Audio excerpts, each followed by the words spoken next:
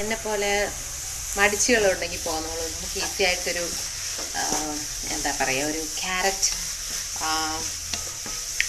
പാലട ഉണ്ടാക്കും. പിന്നെ നിങ്ങൾ വിചാരിക്കും ഒരു 4 ക്യാരറ്റ് വരും കേട്ടോ.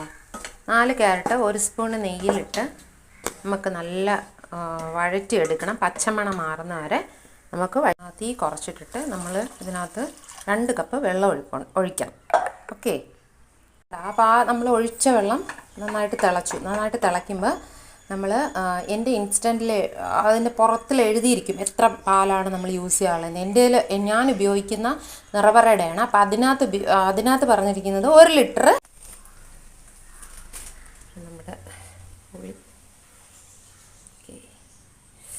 നല്ല അടിപൊളി സോഫ്റ്റ് പുളിയാണ്.